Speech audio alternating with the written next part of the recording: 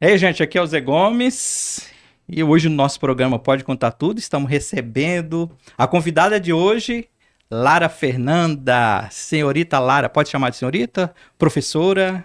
O que quiser, à Ah, o que vontade. quiser. Tá aberto para tudo esse... Tudo, à vontade. Ah, como você tá? Tudo bem? Tudo bem? Seja bem-vindo aqui à nossa programação. Satisfação de estar recebendo você aqui hoje para um bate-papo legal. Tá Nada. preparada? Nossa, demais, satisfação é minha. Agradeço, sim, o convite, né? Nossa, fiquei muito feliz. Cláudia, tá preparada aí? Tá tudo certinho? Tá? Tranquila?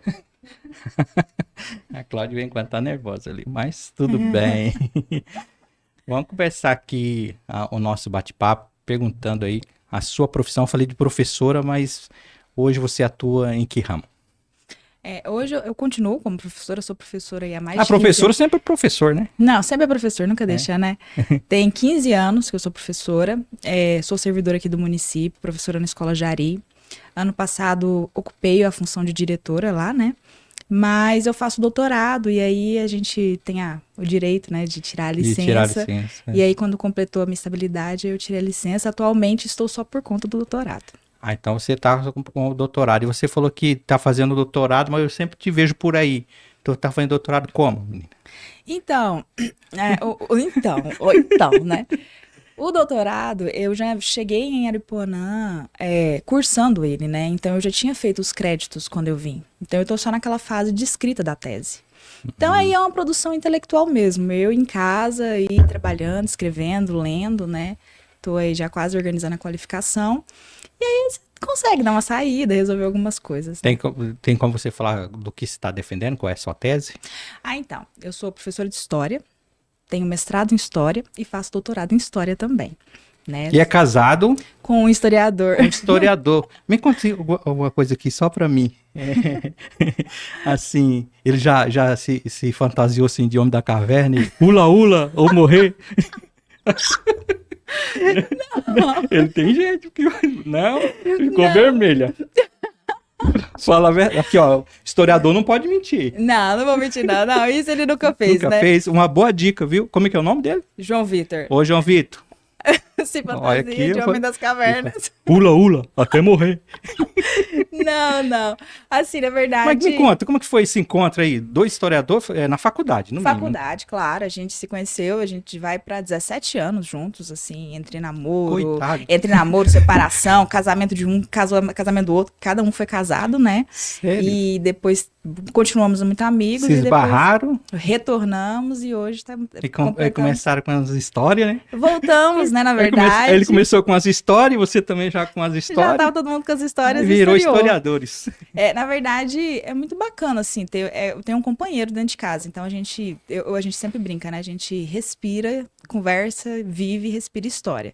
Eu sou historiadora, ele é historiador, uma das mães dele, porque ele tem uma mãe adotiva e uma mãe biológica, né? A adotiva é também historiadora, o padrinho do nosso filho é historiador. Gente, Então, assim, põe um povo que gosta de uma história, hein? a gente É, gosta de contar uma história. você está fazendo doutorado, né? Então será doutora. Mas Sim. me conta, existe um fato histórico que hoje a gente acredita que só se chama doutor aqui, principalmente no nosso país, pessoas que é formada em médico ou advogado. E os Exato. demais geralmente formam em doutor, mas as pessoas não têm um hábito. Existe um fato histórico o porquê disso? Existe, né? A gente tem muitos memes, né? Fala assim, quem é doutor é quem faz história. Desculpa, quem é doutor é quem faz doutorado, né? Doutorado. Então, assim, hoje o fato de advogados e médicos terem um título de doutor remete à época do Império, né? Numa lei que o imperador ele sancionou, que esses seriam os doutores. E aí é importante a gente destacar que era um contexto das artes liberais, um contexto em que você estava começando, principalmente na época do Império, Dom Pedro II, se ocupa da modernização do Estado, dessa questão da formação, né? Então foi uma forma de valorização.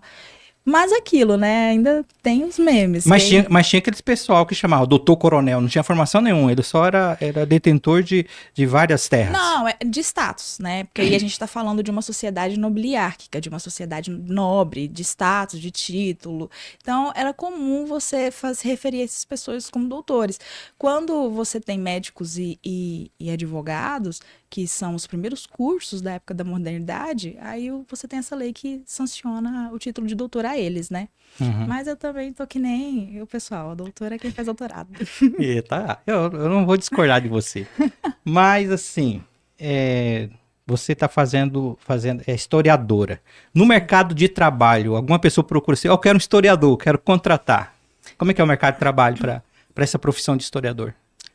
De forma bem sincera, ou ainda hoje, quem é formado em história normalmente tem formação em licenciatura e atua como professor. Agora, ano passado, né, nós conseguimos uma regulamentação foi ano passado retrasado, se eu não me engano, nós conseguimos a regulamentação da profissão de historiador e, inclusive, a lei, ela estabelece que repartições públicas tenham um profissional, um historiador bacharelado para lidar com a salvaguarda de documentos e tudo mais, né? Então, assim, estamos caminhando para uma abertura desse campo, né? Mas ainda a sua esmagadora realidade é que um profissional formado em história normalmente tem a licenciatura para dar aula de história. Você está falando sobre aula, eu não posso deixar de fazer algumas perguntas relacionado à escola. Claro. E você chegou aqui na cidade e já está atuando, veio porque você fez um concurso, né? O motivo de ter vindo para a região. Sim, o motivo foi, a gente fez aquele concurso do estado em 2017, né? O João passou, eu não passei no do estado. E aí, quando ele foi chamado, ele veio e foi em 2019, ele veio e em seguida eu vim. E aí foi muito legal, assim, porque no que a gente não conhecia Aripuanã, então a gente falou, é aqui, vamos embora pra essa cidade, tá? A gente tava cansado de interior, de capital, queria uma vida no interior, sabe? Aí falou, vamos pro interior do Mato Grosso, vamos. E escolhemos, assim, no sorteio mesmo Aripuanã.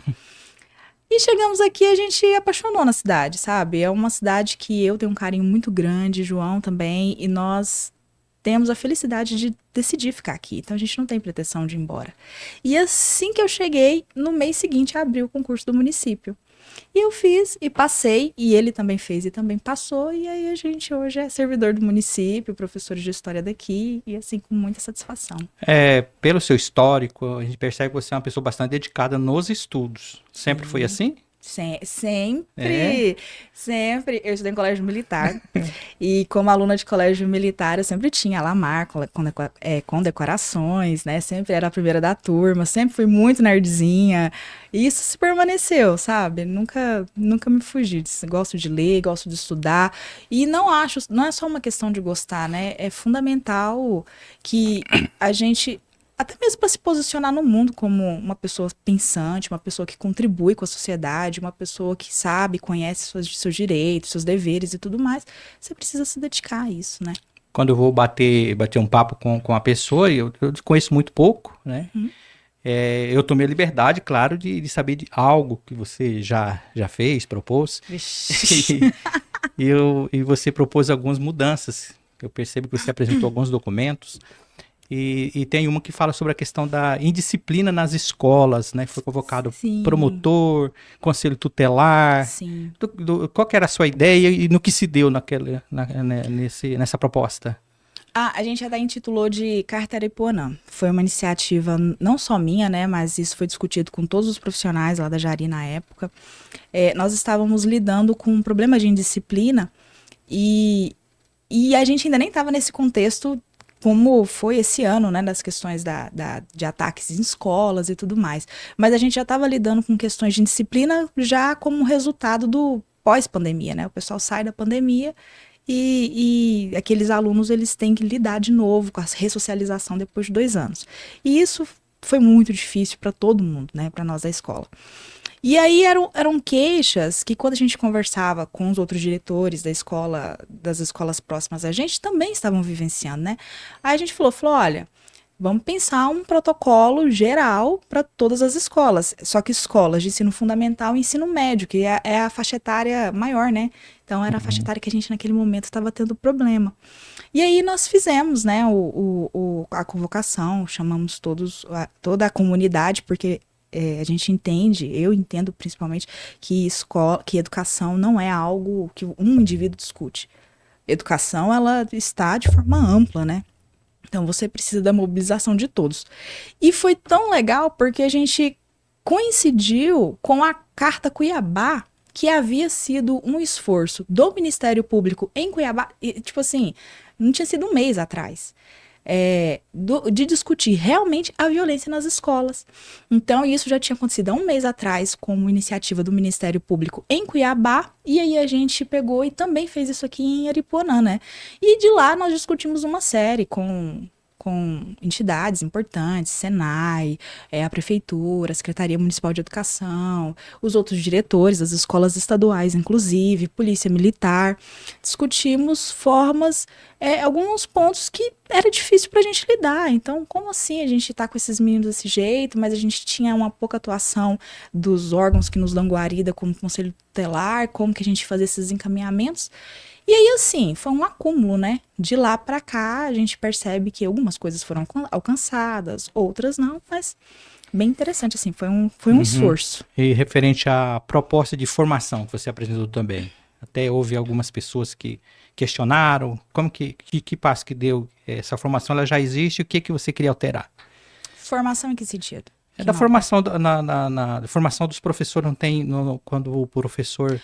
Ah, dos professores? Dos professores, isso. A gente teve algumas formações. Porque agora. Nossa, sabe por que eu te perguntei? Porque a gente já fez tanta proposta de formação. O que eu queria que logo quando você chegou, você apresentou uma proposta. Exato. Que houve até uma discussão, né? Alguma insatisfação até dos professores, disse que já ocorria o modelo, né? Exato. Você propôs uma mudança. Assim que nós chegamos aqui, assim que a gente... Na verdade, foi tudo pós-pandemia. Teve uma proposta que nós apresentamos para a professora Nilza e o professor Ego, que são os coordenadores daqui do município, né, da política pública municipal. E na época, isso foi em 2021, eu me lembro que a gente apresentou todos esses índices, toda a tendência que o governo, que o Estado, e que não por acaso chegaria no município, as tendências dessa lógica meritocrática, dos índices, do IDEB e tudo mais. Então, a gente fez do VAT, do VAR, que são agora do ICMS da educação, né? Então, na verdade, o que a gente chamou a atenção foi para onde estaria caminhando o processo educacional. E até que ponto a gente estaria preparado para isso ou não, né? Aí logo veio a pandemia, eu imagino, aí foram questões muito particulares da pandemia, né? E quando a gente retorna no cenário do ICMS de educação, que agora está mais do que ainda em voga, né? O que é o ICMS? É um pacote de medidas que estão vinculadas, de financiamento financeiro que está vinculado ao alcance dos índices da educação, inclusive agora para a prefeitura, né? Então, assim, hoje a gente vê o que nós propomos em 2021 acontecendo. E aí, eu tenho, assim, algumas críticas, né? Críticas no sentido de não eu acho que o serviço público, a educação, ela precisa sim ser aferida, você precisa ter metas, você precisa chegar. Mas tem formas e formas. E aí a forma como é complicada, né? Como que você vincula 10% de todo o orçamento da prefeitura a um índice de educação que é uma área tão sensível, uma área tão desigual, uma área com tantos problemas que muitas vezes... Porque entenda que há uma percepção muito equivocada de que sempre o problema é um professor. A impressão que nós temos, e aí eu falo agora na condição de professora, é que sempre o problema é o professor. É o professor que não dá aula, é o professor que não sabe dar aula, é o professor que é preguiçoso, é o professor que é isso. E não é. Não estou dizendo que algum caso assim pode ter, né? Enfim, isso aí cabe a outras formas de se lidar. Mas agora, você está lidando com crianças em situação de vulnerabilidade social, crianças em situação de miséria, crianças que não comem, crianças que já chegam de um processo pandêmico já completamente defasado. E como é que você, de repente, atrela um orçamento público da sociedade em geral a um índice desse, né? Então, assim, tem formas de fazer, é necessário aferir, e é necessário, só que tem formas e a forma como está sendo feita, e aí eu não estou dizendo que é um problema do município, isso é a nível nacional, né? Tá acontecendo. Conhecedor da categoria de vocês, e eu vi que você já chegou propondo várias mudanças, e nem todo mundo está preparado para a mudança, né? Não, claro. E gera conflito, com toda certeza. Certeza. Como que você lida com esses conflitos, principalmente você novata, chegando, propondo mudança, e como que os colegas reagiram nessa situação? Sempre sempre tem muita resistência, né? E aí eu atribuo essas resistências a várias coisas, ô Zé. Não só, óbvio, a questão do novo, né? E também, em nenhum momento é que é algo sendo proposto como se eu também tivesse o poder de decidir, ou se também isso fosse correto. Eu acho que não é. Eu acho que as pessoas, elas perderam, talvez, a capacidade um pouco, ou a disposição de dialogar. Então, quando a gente faz proposta, ou eu mesmo, quando eu faço proposta, a ideia não é em nenhum momento falar de gente, é para fazer dessa forma, né? Mas é tipo, gente, vamos pensar por aqui, e aí, concorda, não concorda? Como é que a gente faz? Então, assim, eu atribuo algumas resistências primeiro, a uma indisponibilidade de tentar ouvir o que é diferente. Eu acho que é isso um pouco. Isso é uma característica muito própria do interior, porque a gente entende que tem uma forma muito, muito fechada, de sempre... o que eu mais ouvi, né? Sempre foi assim. Por que que vai mudar? Sabe por que que vai mudar? Porque Esses novatos chegam já começando a atropelar tudo. Exato. Sabe por que que vai mudar? Porque a Aripuanã não é mais a Aripuanã de 40 anos atrás. E aí eu acho que é importante pensar isso, né? Hoje, quando a Lara fala, ou outra pessoa fala, não é a Lara falando, não é outra pessoa falando, mas é um eco de pessoas de fora que estão chegando a todo momento nesse município e que vão falar também. E é importante falar. E aí a gente tem que aprender a lidar com essa forma de ouvir o diferente, de debater com o diferente, ainda que você não concorde, ainda que você não aceite, né? Só que é um pessoal muito fechado, assim, algumas coisas. E eu também não posso dizer isso, porque tem muita coisa que a gente conseguiu, a gente propôs, a gente construiu junto, né? Então, assim, eu acho que é um momento de construção. Não é embate, não é. E as pessoas têm que parar de pessoalizar, sabe, Zé, os problemas. Não é porque eu discordo de você que, pronto, eu odeio o Zé não vale nada. Não é assim, gente. A gente pode discordar e é isso, e tá tudo bem, faz parte da vida, sabe? Eu acho que é um pouco isso. Isso do ponto de vista social. Do ponto de vista sociedade aripuanense. Agora, a gente não pode também esquecer o aspecto da misoginia. Porque é diferente uma mulher falar e um homem falar. Então, assim, muitas vezes, e aí eu vou citar exemplo de casa, eu e meu esposo. O meu esposo, eu falo, aí, não sei o quê. O João vai e ele fica fala. Quieto. E você fala, ele fica quieto. Só dentro de casa, né? Aí, assim, aí o João fala, aí todo mundo, não, realmente, então é isso mesmo. Tipo, sabe, esse estranhamento da mulher que fala ainda é uma coisa muito presente também. Né? Então a gente tem que levar em consideração isso quando fala de resistência. Quando uma mulher fala, e se ela não fala de forma doce, calma, Zé, você tem razão. Uma coisa mais incisiva, aí já mais rola um conflito. Aí já quem é essa mulher, a louca, desvairada, é que são formas de desqualificar, né? Então, assim, sobre os que não gostam, né, por algum motivo, não posso fazer nada, faz parte, é um processo natural. Só para lembrar, se você está diante num comando de uma instituição educacional, né, rolou uma abertura de uma sindicância. E chegou a abrir o PAD, ou no que deu, no que se trata sobre essa sindicância? Sinceramente, eu não sei como é que tá o pé disso, Zé. Mas né? não foi a abertura do PAD ou não? Abriu o PAD ou não? Só parou na sindicância? Eu acho que eu realmente não sei te falar. Eu não sei, né? Não, isso mas aí... tudo bem. É porque eu realmente não sei. Não me chegou decisão, então eu realmente não sei. Uma das coisas que eu atribuo a isso é aquilo que eu te falei. São resistências pela pessoalização das coisas. As pessoas têm muita dificuldade de entender que você está naquela função e você precisa exercer aquela função. E infelizmente significa dizer em determinado momento que corrigir certa coisa ou passar a orientação que ou o outro não gosta, né? E aí as pessoas levam pro lado pessoal. Isso é uma questão, a questão de ser uma mulher, a questão de ser uma forasteira, como me disseram em determinado momento. Então, isso faz parte, né? Aparentemente, você é bastante simpática. Né? Gente, eu sou uma pessoa que eu sorrio. Eu sou uma pessoa tão leve. Porque pra um que não gosta, Zé, tem dois também que gostam. Eu acho que você lá com os colegas lá, no subordinado, eu acho que você é rígida, não sei não. Os boatos aí. Não, exato. Assim, né? Rígida, sim. É porque, de novo... É que tem muita gente também acomodada, não tem não? São os choques do que era e o que é. É isso, sabe? Isso representa demais. Porque o que que era, o que que é, né? Muitos já chegaram não, pra acho mim. que você é brava. Fofoca dessa cara. Você tem medo de barata? Morro de medo. É? Gente, eu detesto inseto. Nossa, credo. Morro de medo disso. Mas Só o João mete a chinela na barata ou não? tem mais medo do que eu. Olha! Junta nós dois, não dá um. Vixe, mas os Aí- dois sabem na cadeira. Se joga os dois, exatamente. E os três, porque o Guilherme também. E Eu de aranha, será que ele tem medo? Eu não sei, acho que. Espero que não, dependendo, né? É, eu vou ter que ter uma conversa com esse João. Não, pra eu nós saber, coloco né? ele no- Não adianta perguntar pra você, né? Que você não vai cobertar. Ah, a gente é coberta, né? Tem que cobertar. Então, eu acho que essas questões envolvem o estranhamento do que era e do que não é. Então, principalmente na direção, eu sempre ouvi muito falando assim: ah, mas não era assim. Não era assim, não era assim, não era assim. E aí você tem que responder, então, não era assim, mas agora é. E por que que é? Porque eu tenho um documento aqui da Secretaria Municipal de Educação falando para fazer isso. Eu tenho um documento assim assado falando isso. E as pessoas parecem que têm resistência com isso, né?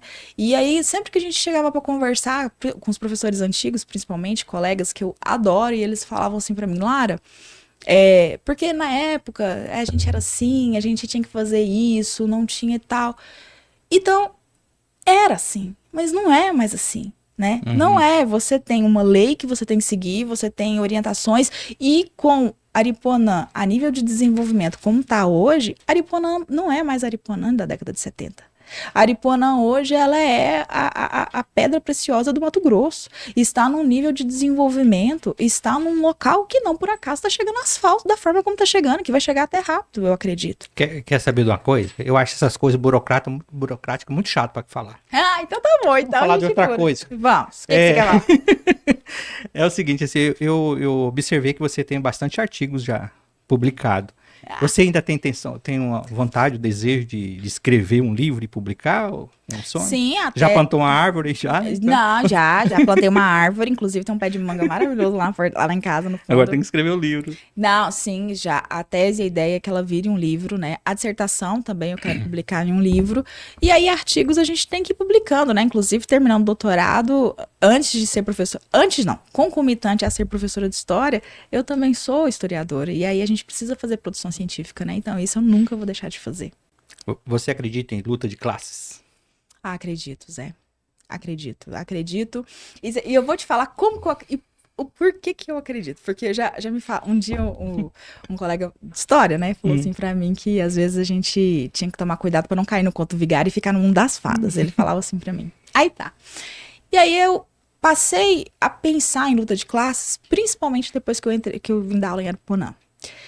Eu tava numa turma de 7º ano, né, e eu fui dar aula sobre feudalismo. E dando aula sobre feudalismo, eu comecei dos laços de serania e vassalagem, não sei o quê, do amigo do rei, tal. Eu juro pra você que um aluninho indígena meu do 7º ano, que era um dos meninos, assim, brilhante, que participava da minha aula, tava com a cara de enfadonho, de preguiça, assim. Aí eu olhei pra ele e falei assim: fulano, mas o que foi? Aí ele olhou e falou assim: a aula tá chata, na minha cara, sabe? Aí eu olhei e falei assim: mas por que a aula tá chata? Aí ele falou assim: pra que eu quero saber disso? É só fala dos ricos. Zé, aquilo foi um soco na boca do meu estômago. Eu cheguei em casa. Ele não mentiu, não. Não, mentiu, exatamente. Eu cheguei em casa. Você esqueceu de falar do clero, né? Exatamente. Eu cheguei em casa, eu abri uma garrafa de vinho e bebi um vinho inteirinho. E eu fiquei olhando assim, pro nada, assim, aí o João, a gente conversando, aí eu falei assim: não, o menino tá coberto de razão. Porque o que é história como ciência? Pra que ela serve? Pra fazer sentido na nossa vida. E a partir do momento que eu tô falando para alunos de 7º ano, que eu estou falando para indígenas, inclusive, que já tem todo um contexto de lutas e tudo mais, faz todo sentido ele falar para mim que eu falar da nobreza não resolve para ele. E, inclusive, isso me deu, assim, um outro fôlego para pensar toda a minha tese. E aí eu comecei a ler Walter Benjamin, comecei a pensar a história contra apelo para tratar das minorias, né? Então, hoje a história que a Lara faz como historiadora é se ocupar das minorias, de fato. Eu acho que vou ter que repensar o meu conceito. Você é a segunda pessoa com entrevista que fala em tomar vinho. Eu acho que vou ter que começar a tomar esse tal do vinho. A entrevista passada eu já falei com a pessoa que só toma vinho, todo dia. Eu vou falar que eu tô quase assim, sabe? Olha, é a melhor coisa, um cálice de vinho todos os dias é vai virar maravilhoso. padre. Ô, padre não. Pô, Tomar vinho todo dia. Ai, gente, é bom demais. Me diz uma coisa. Se você fosse a presidente do Sintep, você mudaria alguma coisa? O que você acha do Sintep? Sindicato dos Professores. Pessoal aqui. Você tá falando a nível estadual? Nível estadual. A nível estadual? Você tem, os encontros que vocês têm hoje com o estadual, né? O contato, né? Sim. Eu falaria... Acho que tá tudo certo. Não, eu acho que sempre tem como formas de melhorar, né? E vou te falar, inclusive, que eu sugeri no último encontro em agosto do ano passado, que a gente estava lá em Juína, que foi a retomada da formação da base, né? A gente vê a gente vê uma insatisfação muito grande, né, da categoria, mas quando você fala assim, e aí, vamos lutar pelos nossos direitos, faz todo sentido quando as lideranças falam, sabe por que não dá pra gente chamar uma greve, chamar uma paralisação? Porque o povo não vai. Ótimo, eu concordo com isso. Só que o povo não vai, por que não vai? Então vamos parar também de só sentar e chorar e pensar na solução. E qual que é a solução? Então você precisa formar esse pessoal que está afiliado para que eles entendam que paralisar faz o seu sentido, de que tem como lutar pelos seus direitos e tudo mais, né? Porque eu também acho que não é só ficar esperando a consciência da pessoa brotar. E aí, isso foi uma sugestão que eu fiz lá em Juína, em agosto do ano passado, né? Que foi com a nossa direção regional lá. Eu falei assim, é fundamental voltar aos moldes dos anos 70, né? Das células ali que se organizavam e faziam as escolas sindicais e tudo mais, para formar. E ainda mais numa sociedade que está imediatista demais, individualista demais, que não se ocupa e não se posiciona e não se vê como um produto social das condições que estão formando ela, entendeu? Pessoas como você que questiona muito, fala muito, apresenta várias propostas, tem interesse de ser candidato, entrar na vida pública? Não. Não? E isso daí, nem um pouco, Zé. Inclusive, esses dias um colega falou assim, porque veio falar do negócio de candidatura e tudo mais, né? Isso aí, eu não tenho pretensão, porque principalmente da forma clientelista da política nacional, eu acredito, não condiz com os meus princípios. Não condiz com seria uma mordaça para eu poder chegar e falar, na verdade, sabe? Então, não é minha intenção, nunca foi. Você não tá falando igual o Sérgio Moro, né? Falou, não vou ser de jeito nenhum. Não. Daqui um dia tá lá no palanque. Vota em mim! Não. Assim, não tem pretensão. Óbvio, né? Que eu tô falando isso a curto prazo. Agora, né? no momento, Vamos supor que entre um governo nacional e estadual, assim, super aparelhado com o que eu penso. Aí sim é uma coisa a se pensar. Mas, assim, da forma como está, não condiz com o que eu entendo de mundo, de sociedade, de educação. Não é o que eu quero. Né? Então... Quem trabalha com as humanas, você falou da história do índiozinho lá, falou, a aula é chata. E quem trabalha com as humanas sempre ouve isso, né? A aula é chata. Você acha, em sala de aula ou na escola, você sente que tem um certo preconceito, os colegas de outra área em relação das humanas? Assim, professor, que né, geralmente todo mundo fala, né? Matemática. Não é, mas assim. Mas... Desculpa, Cláudia. Gente, eu acho matemática chata. Desculpa, meus amigos de matemática. Matemática é tudo, matemática é vida. Aí tem os da biológica, tem os da. Aí, porque, tipo assim, por mais que o aluno não goste, mas ele sabe que ele tem que se esforçar, quer mais aulas e tudo. Você acha que existe um certo preconceito, assim, dos colegas mesmo, de falar assim, olha, o professor de história, ou de sociologia, de humanas? Não, eu não acho que tem, assim, um preconceito. Eu acho que tem um fenômeno que está acontecendo e se agudizou agora nesses últimos anos com a reforma do ensino médio, que é a desvalorização dessas áreas. Eu percebi, em 2017, né? Exato. E aí, a desvalorização dessas áreas... você tem como sinônimo, né, e como sintoma dessa pipocação de violência da forma como está tendo. Por quê? Porque a área que consegue estruturar o ser humano para viver em sociedade, enquanto um sujeito, um indivíduo completo, são as áreas da humanidades. História, geografia, filosofia, sociologia. E aí, de 2017, principalmente para cá, né, nós temos... a gente está perdendo os valores humanistas. Eu achei que extinguiu história. Exato, e corremos sério risco. Tivemos uma movimentação gigantesca da AMPU, que é a associação, junto com outros órgãos e outras associações, para que isso não acontecesse. Mas aí você deixa de lado uma formação humanista para você se pautar numa formação tecnicista, que é português, matemática e inglês. Então, o menino ele tem que ter desempenho no esporte, educação física também. Português, matemática, inglês e esporte. E basicamente é isso. E isso só não forma um cidadão. Porque o cidadão, Opa! O crítico, a crítica, o ato de refletir sobre quem é você, o que você está fazendo, como você contribui com a sociedade e tudo mais, é a área de humanas que faz. E aí, do ponto de vista dos colegas, assim, eu não vejo não vejo assim um preconceito, não. Vejo uma desvalorização a nível nacional dessas áreas, né? Dessa forma de educação. Como é que é estudar profundamente história e vivenciar num mundo tão dinâmico como esse que nós estamos vendo, num momento tão dinâmico assim? Você consegue perceber que é reflexo lá da história ou que realmente a sociedade vem mudando bruscamente assim? Zé, você tá fazendo uma pergunta pra alguém que ama ser historiadora e que decidiu que ia fazer história com 8 anos de idade. Então, desde os meus 8 anos, eu aí sei que sim. era isso que eu ia fazer. Então, assim, muitas vezes a gente tá sentado, eu e o João estamos sentados em casa, né, conversando e tudo mais, e a gente fala como é gostoso no sentido de poder perceber, e a gente consegue perceber como que você tem permanências a longo prazo. De passados tão distantes na nossa visão, do ponto de vista do tempo tão distante, nos dias de hoje. E aí eu vou te citar um exemplo, por exemplo, da minha tese. Eu estou trabalhando com manual de conduta feminino, né? Então é como as mulheres deveriam se portar do século XIV, então de 1301 a 1400. E aí você encontra formas de como que a mulher tem que se portar. A mulher tem que ser silenciosa, a mulher não pode falar, a mulher tem que ser... a mulher não pode se embelezar para não despertar o desejo no homem alheio e tarará, tarará.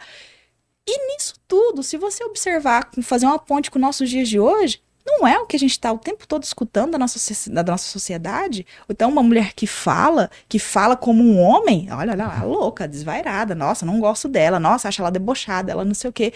Então, assim, você consegue perceber permanências de um passado tão longo, tão anterior, né, nos dias de hoje. Com certeza, mas é com certeza. E a gente vê isso, assim, no cotidiano.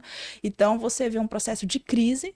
O mundo, ele vive ainda desde 2008, desde a crise imobiliária, um conjunto de crise que desemboca aí na extrema-direita da forma como desembocou. Então, você consegue perceber essas permanências. Né? E aí é uma coisa que a função do historiador é entender o seu presente, olhando para o passado, para entender o seu presente e ter a condição de problema apresentar está como tendências. colocar na mente das pessoas essa realidade. Exato. O problema é como colocar, e aí é o papel da escola que é fundamental, né? E aí a gente tem um desmonte na própria escola dessas áreas de humanidade, você já percebe o problema por aí. Segundo a história, né, fala que o berço da humanidade é lá na África. Como você, historiador, explica, né, o vestígio de presença humana na América há milhares de anos? Como que essas pessoas se locomoveram? Você tem essa teoria do Estreito de Bering? Do Bering. É o mais provável, né? Porque embarcação é mais complicado. É mais complicado. Esses dias, menino, não tem um mês que eu li um artigo sobre isso, né? Porque, na verdade, eu amo arqueologia, né? E vendo muitos artigos, assim, você percebe como essas teorias também, elas estão muito dinâmicas no campo da arqueologia. E aí, enfim, né? Mas aí eu vi um artigo recente de que eles normalmente continuam confirmando a teoria do Bering, né? Do Estreito de Bering, dessa passagem. Em algum momento, não sabem ainda ao certo o que motivou essas migrações, mas continua sendo a teoria de Bering a mais aceita no campo da história. Sobre a questão né, nós vivemos hoje num período bastante difícil, né? Sim. De intolerância. Sim. Nas ruas, briga de trânsito, na internet nem se fala. Isso é novidade ou a história conta que essas atitudes existiam desde dos primórdios da história? Conflito sempre existiu, né? Desde a época dos nômades, desde o período nômade, né? Do período paleolítico, pela disputa de terra, de comida, sempre existiu os conflitos, né? Quando você tem uma sociedade que se estrutura, que se sedentariza nas primeiras civilizações, você vai disputar o que sobra, né? As sobras, o armazenamento dessas sobras e tudo mais. Que aí você começa a se conflagrar os poderios locais, as realezas teocráticas e tudo mais. Na Idade Média, os grandes feitos da Idade Média também foram por buscas, eu tô falando assim de expansão territorial e tudo mais, foram por busca de riqueza, de terra e em período de crise. Na época moderna, escravidão, desenvolvimento das sociedades europeias, nem se fala, né? Na primeira e segunda guerra mundial, também foi um processo de crise a nível mundial. Você precisava queimar excedente, que já não estava chegando num sistema capitalista que precisa sempre otimizar seu lucro, então vocês pipoca as guerras. Na Ucrânia a gente está vendo que também é isso. No Brasil a gente vê que esse levante da extrema-direita, e não é só no Brasil, no mundo inteiro, é também uma tentativa de resposta de uma parte do capitalismo que está vendo seus lucros cair cada vez mais. Então, assim, conflitos, a história, inclusive, ela é feita em cima de conflitos. Inclusive, tem alguns atores clássicos, né? Thomas Hobbes, né? Que fala que o homem é o lobo do próprio homem. Exato. Maquiavel, né? Que fala sobre a questão que o homem é mal por natureza. É mal por natureza, exatamente. Então, assim, aí, assim, não é uma questão... Porque aí essa é uma teoria justnaturalista, né? Eu acho que não é só uma questão do justnaturalismo, apesar de que essa foi a tentativa de explicação na época. Mas é da própria disputa da forma social mesmo, das relações sociais, né, entre os interesses, aqueles que têm, e aí entra a luta de classe, é aqueles que têm tentando manter o que tem e extrair ainda mais aquilo, dos que não têm, que tenta isso sobreviver e fica lutando, e é isso, eu acho que isso é o motor da sociedade mesmo. Como estuda a história dos índios no Brasil, antes da colonização? Porque a gente conhece os índios, é só na época da colonização para cá. Antes disso tudo, qual tipo de instrumento que vocês usam para estudar esses povos? Basicamente, a gente tem bebido na arqueologia, né? Então, a arqueologia ela tem trazido respostas sobre a permanência desses povos originários aqui nas Américas e tudo mais. Eu acho que o grande ensinamento que fica, principalmente na história dos povos originários, é a gente tentar impregnar no nosso aluno a lógica do que aconteceu aqui como colonização, né? Então, tanto que a gente não utiliza mais aquele termo, a descoberta do Brasil. O Brasil não foi descoberto, o Brasil foi colonizado. E o processo de colonização significa dominar. E aí, dominar significa, inclusive, o rol de barbaridades que a gente sabe que aconteceu com os que estavam aqui, né? Então, assim, a gente se baseia na arqueologia, que tem trazido estudos das complexidades, inclusive, que tem, não só aqui, como na África também. Então, a arqueologia ela tem demonstrado a complexidade de civilizações e tudo mais, só que a nível do desenvolvimento bélico e naval de uma sociedade europeia, foi o que não tinha, né? E aí é o que viabiliza e vírus e doença e tudo mais, e o que viabiliza a colonização. E aí é frisar para o nosso aluno, é colonização. Não é uma descoberta. Aí você está falando do descobrimento do Brasil, era uma pergunta lá na frente que eu ia fazer. Como que hoje, você acha que houve uma má intenção nos livros, né, que mostra os descobridores do Brasil, né, principalmente as figuras, mostra aquele povo todo trajado, bonito, e os índios mais desmilinguidos, mas na verdade era o contrário, né, que o pessoal foi 3 meses sofrendo, sim, morrendo, doenças, né? Sim, na graduação tem um livro que é O Espelho de Próspero, do Richard Morse, e o Morse, ele pega, né, relatos, documentos da época, e ele vai apontando como que os portugueses, os europeus viam aqui as Américas, né? Então eles falavam que os insetos não eram insetos, eram gigantes, era para demonstrar o sofrimento que foi também estar aqui. Sobre como que é retratado nos livros didáticos, né? A história, a partir dos anos 20, principalmente, ela vai passar por uma reformulação teórica, que é a questão da história-problema, que é essa ideia da gente trabalhar com uma história crítica e reflexiva, né? Você fazer as perguntas de por quê, para quê e como é fundamental. Antes disso, ficava a linha positivista. E o que era a linha positivista? É aquela que se baseava nos fatos que os documentos traziam, e fatos somente oficiais. Então, quando você tem um livro que fala, né, de toda esse desbravamento dos portugueses que descobriram e tudo mais, isso é fruto de uma história positivista que envia nas cartas, né, que via, e óbvio, sob uma perspectiva eurocêntrica, então, né, da ideia deles é que eles trouxeram a civilização para cá. Então, vamos tratá-los como heróis. Depois da história problema dos anos 20 e hoje, né, a gente tenta fazer uma história problematizadora, uma história crítica e uma história a contrapelo, né, que dá a olhar para essas minorias. E aí a gente consegue dizer, não, isso não foi uma descoberta, isso foi uma colonização. Foi um sistema brutal de domínio, de humilhação, de assassinato, de estupro, de tudo que aconteceu. Ah, sofreram? Sofreram. Os europeus sofreram de chegar aqui, sofreram com o tamanho dos insetos? Beleza, sofreram. Mas isso não apaga a dívida histórica que nós, enquanto hoje, inclusive brasileiros, fruto disso com os negros, né, que são descendentes dos africanos do processo da escravidão. Então, assim, tudo isso são formas de dominação em nome de um quase imperialismo europeu da época. 2/3 da história no Brasil, a gente fala de escravidão. Não tem como escapar esse tema. Você acha que essa situação que aconteceu há aproximadamente quase 300 anos no Brasil contaminou só o Brasil colonial ou contamina até hoje? Até hoje. Até hoje, que isso, a gente tem uma sociedade uma sociedade preconceituosa. E recente, né? Uma sociedade racista, né? E que, infelizmente, nos últimos anos, isso ficou ainda mais claro. Então, resgatar essa discussão da diversidade, a discussão racial, é essencial, é fundamental.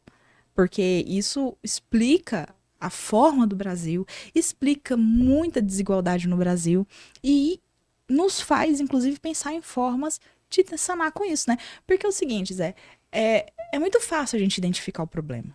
Você identifica o problema, você só ficar feito um louco apontando o problema, beleza. Só que então apresenta caminhos e soluções. As cotas raciais, é uma coisa boa? Não. É horrível que a gente precise de cotas numa sociedade. Mas ainda é o caminho mais viável para tentar igualar uma sociedade absurdamente desigual. Então, é fundamental que tenha as cotas. É igual a cota na política para mulher. Exatamente. É absurdo. Mas precisa, porque senão a mulher não é ouvida, não é falada, não fala. Se ela faz proposição conforme for, ela é desmoralizada porque é uma louca, uma que não sei o quê, uma que não sei o quê, por ser mulher. E aí muitos acham que isso é mimimi, acham que isso não funciona. E isso existe. Isso existe, isso é muito claro. Eu te dou um exemplo de um pedreiro agora, essa semana, que foi lá em casa, a gente tá tentando fazer a garagem, né? E aí ele virou pra mim e falou assim, não, seu marido tem que estar aqui, mulher não entende esses trem, não. É aquele momento que você pega toda a paz interior que você tem. Então tá bom, trate com ele. E dá as costas, vai fazer o quê? Você falando de pedreiro, eu lembrei de uma situação onde a gente fala assim, coitadinho do pedreiro, fala assim, pedreiro é muito rico. Você quer saber a diferença de você e o pedreiro? Pede um orçamento. Quem é o pobre é você. Não vai conseguir pagar.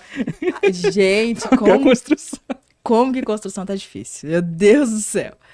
Mas então, assim, se a gente parar pra pensar, isso existe. E aí isso é uma coisa tão velada, também não é tanto velado, não, sabe? Mas tão velada que aí alguns falam, não, isso é mimimi. Te dou um exemplo de um colega, ano passado ele virou pra mim e falou assim, sabe, Lara, eu acho você tão inteligente, mas eu não quero te ofender, não. Eu prefiro seu marido, porque eu acho você muito estourada. Vou dar jeito pra mim. Ui! Aí eu olhei Perdeu, assim. mano. Não, eu olhei assim, abri um sorriso pra ele, falei, não, Fica. fulano. Não, fulano, não tem problema. Porque nós, mulheres, desde que a gente nasce, nós somos obrigadas. A gente tem que matar um leão por dia. E aí, pra vocês, muitas vezes, não é que eu sou estourada. É porque eu só sou uma mulher que não é o tipo de mulher que você espera. É só isso. Se eu fosse... Porque o que é ser uma mulher estourada? Alguém já me viu batendo em alguém na rua? Alguém já me viu sendo acusada de assassinato? Eu não sou estourada porque eu não pego em arma, não gosto nem disso. Então, exatamente por que eu sou estourada? Mas só porque eu falo? Então, sejamos estouradas, meninas. Me diz uma coisa. Ultimamente, assim, o professor de história está sendo muito, muito atacado. Sim. Você acha que o professor de história tenta doutrinar um aluno? Eu acho. Porque é uma falácia. Então, né? Já tentou? Já tentou, né? Você dá uma risada. Não, você sabe por que eu tô falando isso? Não consegue manter nenhum aluno quieto na sala. Não, é, como que a gente vai doutrinar? A gente tá dando conta nem dos violências que chegam pra gente, sabe? Mas assim, quando acusam, né, uma escola de estar doutrinando ou não, na verdade, é o reconhecimento, de certa forma, de como a educação ela é transformadora, né? E aí, isso aliado a um tipo de sociedade que se conformou nos últimos anos, de que não aceita pontos divergentes do que se pensa, não aceita tratar muitos preconceitos, preconceitos que se tornaram valores sociais e muitos desconhecimentos que se tornaram valores sociais das pessoas porque as pessoas perderam o hábito de buscar, de conhecer aquilo, de tentar entender para depois, né, criticar alguma coisa. Então, as coisas às vezes nem é doutrinação, nem nada, é só uma perspectiva da história, tá no livro, você precisa falar e já cria aquela coisa toda, sabe?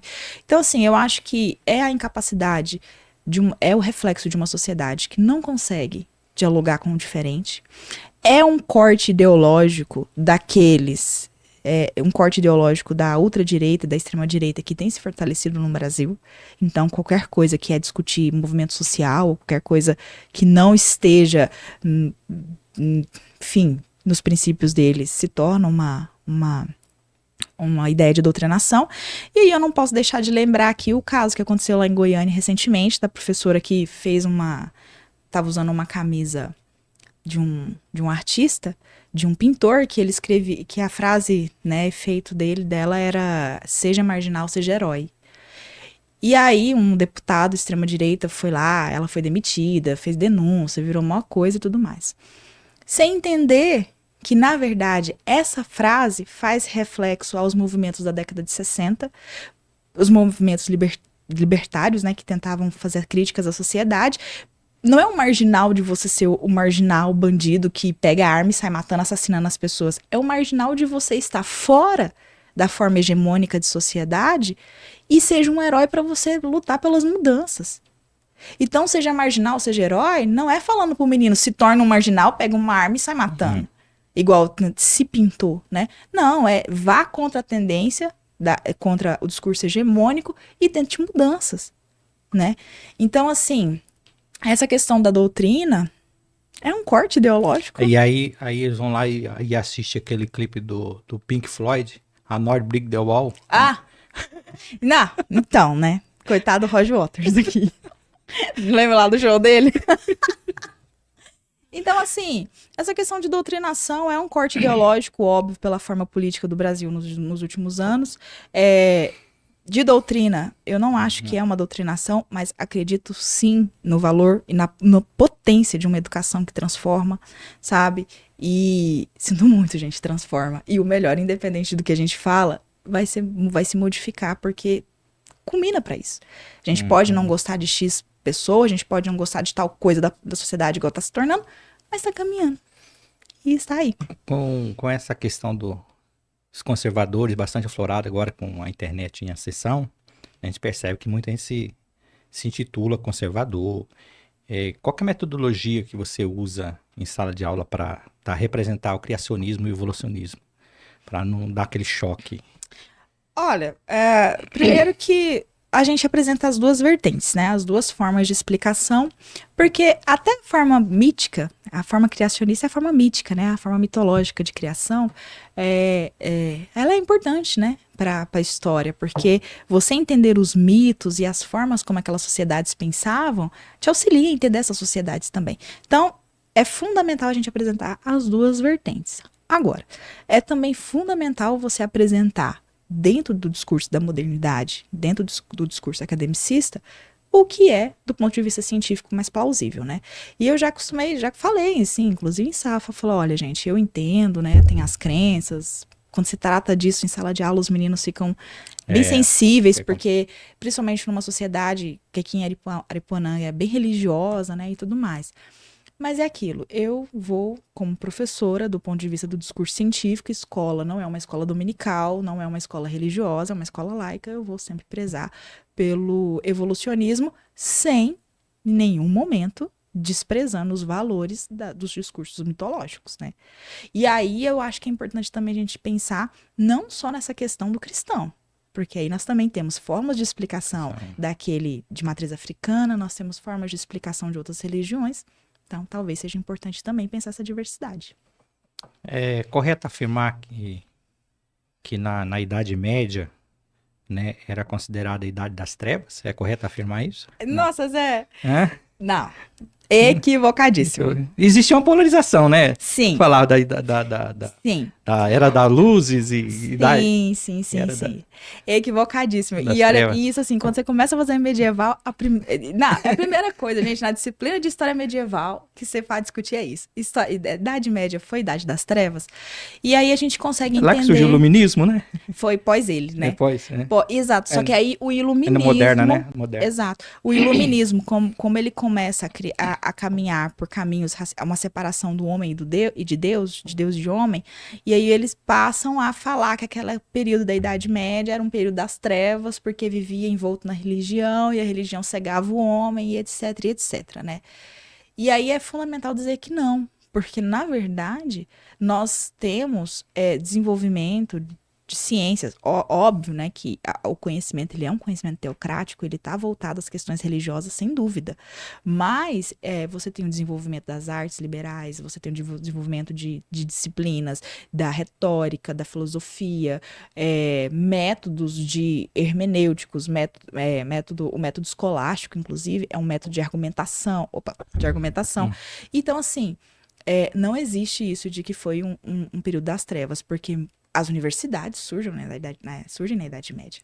Então, o locus do conhecimento começa a se pensar. E, inclusive, o próprio iluminismo, se a gente pensar num processo de desenvolvimento ao longo da história, ele é fruto desse processo racional que começa na Idade Média. Então, não tem como dizer que foi... Pois é, na Idade Média, que teve o início lá logo após do 400 anos, né? Ali, anos 400, Sim. né? Que se prolonga quase que mil. a gente... Exato. É longo ali. Ali surgiu o feudalismo, o renascimento, o fortalecimento da Igreja Católica que estava em decadência, né?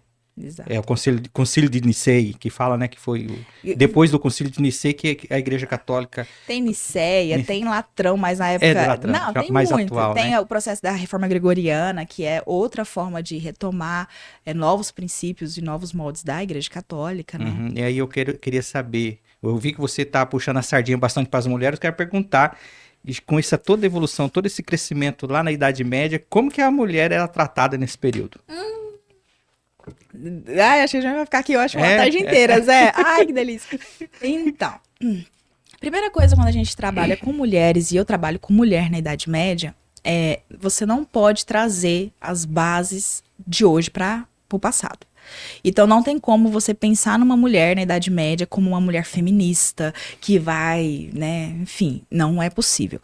Todas as formas de atuação com a mulher é dentro da lógica, no caso, cristã, né? Porque aí a gente não pode falar de Idade Média só do cristão. Você tem o muçulmano, você tem o islamismo, você tem o Oriente, que aí eu confesso que eu não tenho base para discutir, mas você tem o Japão medieval, você tem a China medieval.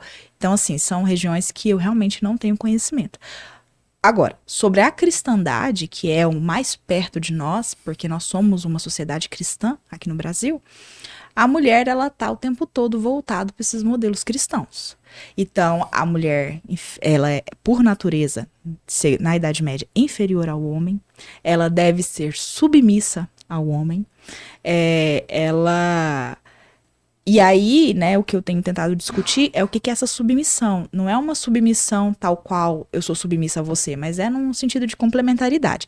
Mas nisso tudo é um mundo em que os homens dominam as mulheres elas ficam só no ambiente doméstico, cuidar de filhos. Não tinha nenhum direito legal a mulher naquele período? Dependendo, assim, das regiões, né? Porque a gente tá falando de Idade Média, ela é muito pulverizada nos seus reinos respectivos. Então, por exemplo, em Aragão mesmo, eu tô discutindo o reino de Aragão, a gente já consegue identificar a possibilidade da mulher ficar com o seu dote, né? Que talvez em outros reinos não. Então, isso é uma coisa bacana, mas por via de regra, nós temos a situação feminina. É uma situação marginalizada, é uma situação que tá sob o domínio, o jugo do homem, né? Aquela ideia da igreja de que ela é ela é pecadora de Eva, é filha de Eva, de culpa da mulher, então por isso que a mulher precisa ser dominada pelo homem, porque o homem ele é mais racional. A mulher, assim como Eva comeu o fruto proibido, que induziu o homem, a mulher é aquela mulher luxuriosa que conduz vocês, coitadinhos, a fazer alguma coisa de errado, né? Então, portanto, vamos usar burca desde aquela época. Então, assim, O cinto de castidade. cinto de castidade. Castidade é um princípio moral essencial para você pensar a mulher. A mulher ela tem que ser casta, a mulher ela tem que ser virgem, mas, né, entre o que se prega e o que acontece, nós sabemos que existe um fosso. Então, da mesma forma que esse é o tipo de sociedade cristã, também esses mesmos padres vão dizer, por exemplo, os prostíbulos da época da Idade Média, que eles são como rede de esgoto. Eles Mas apoiava. Exato, eles são um mal necessário para que os É um- homens como é que Descarregue. se descarregassem e não se virassem para as moças de bem. Enfim, Era uma né? necessária, tinha um apoio, né? Eu não vou Exato. entrar nesse detalhe. Qual foi o momento, assim, que a mulher foi banalizada de falar que ela era bruxa? Ah, Qual período que foi esse, assim? Por é, que a mulher começou a ter alguma atividade? Que atividade elas faziam para ser considerada? no início da época moderna, né? Que a gente está falando aí século XV, século Já XVI, na transição principalmente. ali, né? Da Exato. transição da Que aí a Idade gente, Média para a moderna. Isso. A igreja ela vai trazer a Inquisição, a Santa Inquisição, que vai ser o tribunal que vai julgar esses casos, né? Como uma tentativa de resposta de reordenação social frente às mudanças que estavam ocorrendo. Século XIV e XV são tá uma efervescência, um mundo muito diferente daquele da Alta Idade Média, que a igreja tinha um poder maior e uma forma mais hegemônica de trabalho, né? Nossa, os historiadores vão ouvir falando nisso. Gente, isso é só É. assim, a grosso modo. É a grosso modo. Eu sei que o tema ele é bastante extenso, né? Para Exato. esse assunto das mulheres. Mas, enfim, as maiores queixas, as maiores acusações contra as mulheres do século XV e XVI, que a gente encontra naquele Martelo das Bruxas, que é o manual dos inquisidores, né? É a mulher que é acusada de bruxaria. E o que era bruxaria? Tudo aquilo que remetesse de alguma forma a algumas práticas pagãs. Então, de adoração de alguma coisa diferente. Sabe essas práticas que a gente tem aqui, principalmente no interior? Tipo, vai lá benzer o menino para ele parar de dar febre, vai não sei o quê. Então, isso era visto com maus olhos pela igreja, né? Apesar de que nós temos casos de reis, mesmo cristãos, que recorriam a judeus, que recorriam a pessoas versadas em magia para resolver seus problemas pessoais, seus problemas de saúde, principalmente, né? Então, assim, as mulheres, elas vão ser a parte mais marginalizada. Por quê? Primeiramente, já tem essa ideia de que a mulher é a descendente de Eva. É a mulher da luxúria, o capeta tá encarnado dentro dela. Foi enganado Não, pela cobra. Não, exatamente. Então, se vê isso, se vê que a mulher, ela é muito mais tentada, a percepção é essa, de que a mulher, ela é muito mais frágil do que o homem e muito mais tentada ao diabo. Então, assim, vai se conformar a ideia da bruxa. Qualquer coisa que fosse fora do que a igreja acreditava, você acabava tendo condenações e tudo mais. E isso não vai ser só ali na Idade Média, média moderna Europa, sim. Mas aí se a gente leva, por exemplo, os casos mais conhecidos, que é a coisa de Salem e tudo mais, é nos Estados Unidos já no século XVII, né? Aqui nos Estados Unidos, que nem era Estados Unidos ainda, eram as colônias, né? Uhum. Então, assim, que aí já é um outro movimento, porque ao contrário de falar que isso foi a Igreja Católica que fez, o protestantismo também faz. Também. Exato. Tudo certinho aí, Cláudia? Tudo. Ah, então tá bom. Você se considera do movimento feminista ou você tem um pensamento mais em defesa das mulheres, sem entrar nessa questão Feminista. feminista? Feminista, Então mas. você tem que tratar bem as mulheres, não pode ficar brigando. Não, com certeza. Mas mas então, né? É o que eu tô te falando. Às vezes as pessoas confundem você fazer alguma crítica com a questão pessoal dela, sabe? Tipo, você tá criticando alguma coisa de atuação, de função, de não sei o quê, e o povo acha que você não gosta dela e não é, sabe? Aí, no Tipo, fundo, você defende, né? Defende a causa. com certeza, a de emancipação. Eu posso ter todas as discordâncias, por exemplo, da prefeita, né? Uhum. Igual, a gente tem algumas discordâncias mesmo, algumas formas, mas eu não deixo de ter uma parte de mim muito feliz de saber que nós temos uma prefeita, né? Uhum. E olha que bacana. Olha o tanto de vereadora que nós agora temos, que ainda é minoria, mas o tanto que já tem na Câmara, né? Então são conquistas fundamentais e que a gente tem que defender. Bacana, nós já estamos chegando na reta final. Vamos deixar uma dica de filme para quem gosta de querer saber um pouco sobre história, um livro, assim, que a gente poderia estar passando. Você tem alguma dica, assim, para a pessoa realmente que tem interesse, né, de querer saber da história que naquele filme retrata? Teria que fazer, assim, Porque vários... você tem vários filmes, né? Dependendo, por exemplo, se quer a história do Brasil, tem um filme específico, né? Exato, Mas tem um filme que você assistiu, que gostou, você falou, nossa, esse explica bem. Ó, Lista de Schindler trata muito, é muito bacana, assim, trata essa questão do conceito da contemporaneidade, questão de guerra e tudo mais. Apesar de estar em preto e branco, né? É um ótimo filme. É ótimo filme. Não, infelizmente, né, assim, a gente tende essas coisas assim que a gente gosta mais antigo, preto e branco, mas enfim. Você tem sobre Idade Média, O Nome da Rosa, muito bom. A Cruzada, muito bom, sobre Idade Média também. Código da Vinci. Código da Vinci, né, que aí é uma coisa muito mais ficcional, né? São vários. Anjos e Demônios. Anjos e Demônios, O livro é exato. totalmente diferente do filme, né? filme. Então, assim, são vários. Então eu vou deixar uma série. Eu vou deixar Vou deixar duas séries aqui, que são duas séries maiores de 18 anos, tá? Então não é todo mundo que é pra assistir. Olha. É maior de Vou 18 anotar aqui. anos. Pode anotar. Eu sou maior de Você é 18 maior anos. de 18, Zé? Sou. Ó, não, duas séries muito bacanas, assim, que tratam a questão da mulher, principalmente, que é o que me interessa. E vai tratar da Revolução Inglesa, de etapas da Revolução Inglesa lá na Inglaterra, óbvio, né? Que é Outlander. Muito boa Eu série. ouvi falar. Muito boa, mas é bem pesado, assim. Então, não, né? Depende, né? Todo mundo que dá pra assistir. Tem cabeça pra ver. Que dê cabeça. É. E Violência, bastante violência, né? e uma que eu fiz uma análise dela junto com a minha querida professora doutora Solange Acorce e uma aluna que a gente orientou quando eu era professora do IF, que é o Conto da Aia. O Conto da Aia trata de uma sociedade distópica, né? Ele imagina uma sociedade fundamentalista que trata da mulher como objeto só para reprodução e tudo mais, e da mulher fora do fundo, da mulher marginalizada, né, nesse sentido. Muito bacana também, bem interessante. Lara Fernanda Portilho dos Santos. Exato. Foi bom o papo, gostei de falar com você. Então, viu, gente? Você viu? As pessoas Quero conversar mais vezes. Tô aberta, sempre, assim, não só aqui, tomar uma cerveja, um vinho. Um vinho. Um vinho, Zé. Esse vinho aí, não sei não, hein, Cláudio? A Cláudia não quer ficar molinha. Sabe aquele boneco de posto? Não, assim... Então vamos encerrar, quer deixar uma mensagem, um recado, porque a gente sabe que eu falei assim, quando eu convidei você, aí eu falei, historiador é problema. É muito complexo, né? Tem muita coisa, mas assim, eu tentei fazer assim umas perguntas mais superficial, né? Porque não quis aprofundar, mas se for pegar um tema aí, a gente discute ele o programa inteiro, né? Muita coisa. Mas aí para só quem gosta mesmo de história, porque tem os alunos, Rafael, é professor de história, não vou assistir isso não. Exato.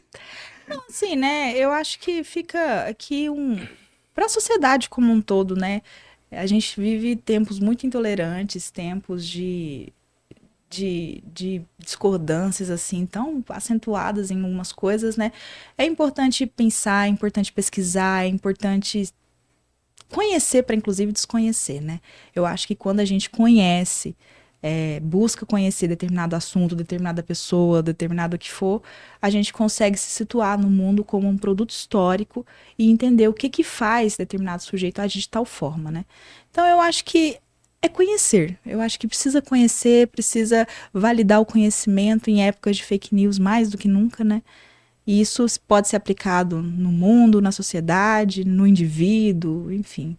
Só ouvir falar e do ouvir falar tirar os nossos valores são coisas bem problemáticas. É fácil, assim, conciliar esses estudos que você está fazendo com família? Eu sei que tem filhos. Filhos não, o filho, né? O filho. E vai ficar só com ele. Deus abençoe que sim. Não é, Zé. Não é fácil, assim. Agora eu tô mais tranquila porque eu tô de licença, né? Porque quando eu tava também... Eu pensava que você ia ter outro. Não. Eu vi o João Vitor que tá meio... Só se for ele, né? Exatamente. Ou ele escondeu o capacete na barriga. O Guilherme fala assim pra ele, papai, você comeu um prédio de 100 andares. O menino é esperto, hein? É. Mas é isso, assim, eu acho que o conhecer e para as mulheres que não se situam. Se é para ser louca, porque a gente fala, sejamos loucas, sendo então. louca, Não né? seja problema É isso. através da loucura que vem a arte. Com viu? certeza, exatamente. Gostou? Dá pra... Com certeza. Todo louco é um artista, porque é da loucura que vem a arte. Exatamente, todo louco é um Mas tá artista. beleza, gente. Olha, assiste o vídeo inteiro, né? E depois vai ter os cortes nas redes sociais. Curte a gente, né? Compartilhe. Pode deixar, Né? curtir, compartilhar. Se gostou, dá um joinha, né? Tá no YouTube, né? É no YouTube. Dá um Primeiro vai pro joinha, YouTube. né? Gente, um forte abraço. Até o próximo programa. Até lá. Até. Valeu.